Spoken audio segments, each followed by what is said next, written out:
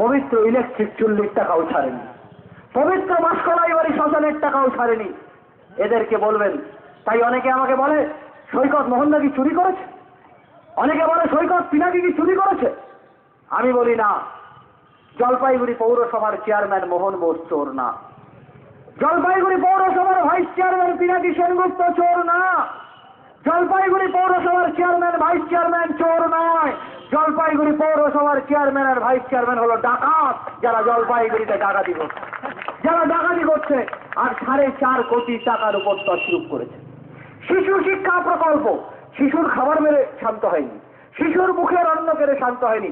শিশুকে পড়ানোর জন্য শিশু শিক্ষা কেন্দ্র আছে, শিশু শিক্ষা কেন্দ্র আছে প্রতিটা ওয়ার্ডে, 2-3 জন করে সেখানে শিশুদের পড়ানোর জন্য লোক আছে। তাদের জন্য একটা ফান্ড হয়, সেই ফান্ড থেকে 36 লক্ষ টাকা তছরূপ হয়ে গেছে। ডাইভার্সন অফ ফান্ড হয়েছে। আমি একবার আমার মাকে দিয়ে মান্থলি মিটিং এ প্রশ্ন করিয়েছিলাম, তাতে চেয়ারম্যান বলেছে ডাইভার্সন অফ ফান্ড কোনো অপরাধ না।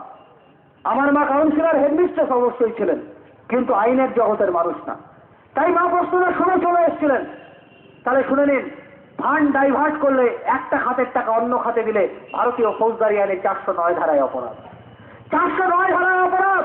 সেন্ট্রাল কোঅপারেটিভ ব্যাংকে এই অপরাধ যিনি করেছেন তার নাম গোবিন্দ রায়, যাকে আগে বলা হতো মথুরার গোবিন্দ, এখন বলা হয় ঢোল গোবিন্দ। যাকে আগে বলা হতো মথুরার গোবিন্দ, এখন বলা হয় ঢোল গোবিন্দ।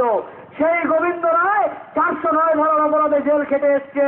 আর 36 লক্ষ টাকার ফান্ড ডাইভার্ট করে, 1,30 লক্ষ টাকার ফান্ড ডাইভার্ট করে মোহন বোস মোহনালয়ে থাকবে আর জেলের গেট ফাঁকা থাকবে। এ তো হতে পারে না, এ তো হতে পারে না। তাই এই আন্দোলনের ডাক দিতে এসেছি।